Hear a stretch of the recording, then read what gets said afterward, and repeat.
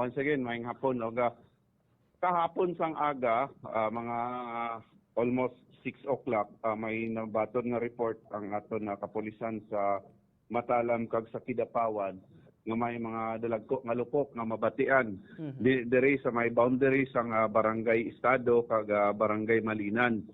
At kundin nagresponde ang atong kapulisan, naglakat dito sa area para mag-conduct ng investigation. Kag nahibaloan nga duha ka lawless armed group ang nag-inkwentro kag nagresulta ini sa pagkapatay sang 7 ka individual, no? Kung diin ang isa dere is ginatawag nila commander kag may standing warrant of arrest kini sa kaso nga attempted murder. Pero ang nainkwentro nila, Lieutenant, kalaban man gyapon mga lawless elements gyapon o authorities nato ni sir? Mga armed lawless group lang gihapon kag nahibaluan nga ining mga 7 ka individual nga napatay is hindi residente diri sa lugar. Dayo ini sila halin sa allegedly halin sa Cotabato City kag datuo din Sinsuat sa Maguindanao.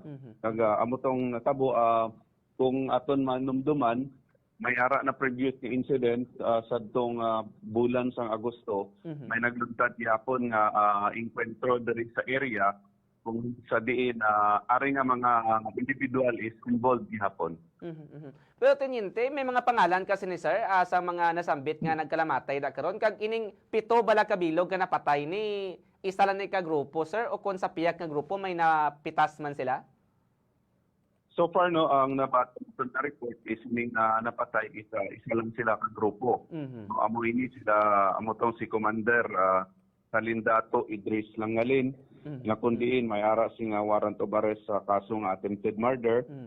Si Sami Barager, Marudin Barager, Nasruddin Barager, Nasruddin Amilil, Muhaymin Amilil kag ining si Mastura Idris Kusain bonded ini gidala sa ospital apan sa while alapatan sa aton sa mga doktor naton na matay ini siya.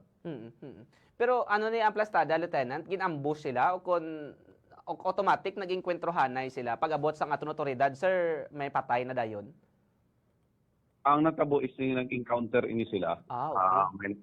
May nagsulod ng mga area nila at pagkabot aton na mga otoridad tapos ng encounter. No? Ang kanangkan laring napatay ng kawasan.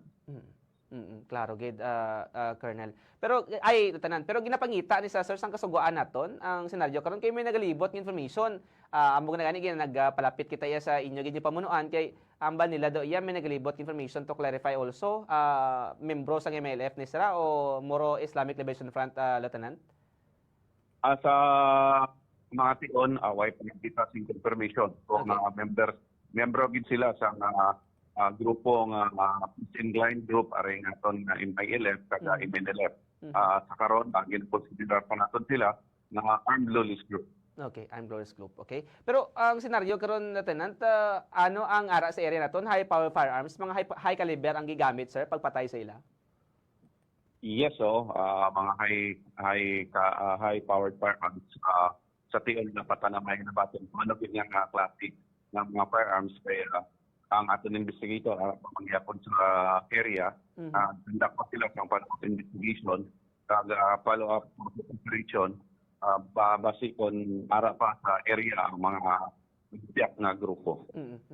Pero siguro mga third to the last question na Lieutenant, ang senaryo karon do dira sa boundaries sang Barm Abe kag sa Cotabato SGA do masami dara nga nagaluntad ang enkwentro pero hindi siya regarding sa sa kriminalidad kundi regarding sa mga rido kun away pamilya, Lieutenant. Kumusta ang aton settlement karon na sir sang rido settlement naton sa mga utod naton nga mga Muslim, Lieutenant? Yes, no, actually sa nambal ko na gayna may previous incident na kung di nag-enkwentro ang duha ka grupo sa tong bulan sang Agosto. Kag may settlement na nga natabo, may mga agreement na pero amo gyapon na natabo, may natabo na naman nga enkwentro kag sa tion na gina-identify na sa aton kapulisan kung sino gid man ang nag-assault o sino gid ang perpetrator para ma-file naton kaso, no? na istorya na sa aton acting provincial director si Police Colonel Gerson Beray, ang pamilya, ang asawa sining iban nga napatay, kaga awhag sila na if ever ma-identify nato ng perpetrators, mag-file gid sila ng kaso para mapagwaan sa warrant of arrest sining perpetrators. Actually sa Midsayap, Lieutenant, do amo man ang problema dito sang hepe sang Midsayap nga ang senaryo karon lang gina-ambush sa lugar nga ina nga mga ginatambangan lang sila, gina-ambush lang sila sa hindi nila lugar nga hindi man sa taga dira actually. Pero anong ginahimo ta sir sa mga boundaries naton from Barm and Cotabato also para iya nga ipasangkad ta sa pagbantay, Lieutenant? Actually no, hugot ang aton nga ginahimo nga checkpoint sa mga boundaries. Kaga eding natabo dinhi ang ning natabo karon diri sa area sang Matalam kag Malin. Layo na ini siya sa SGA. So, hindi na siya sakop sang SGA. Kaga amo na ang aton lang legal offensive ang ginahimo sa aton kapulisan, i-identify naton kaga i-file naton ang kaso. Kaga ginahatag na naton sa aton kasundaluhan ang pagbutang sa mga security forces ang ilang tropa kung diin may ara sing mga conflict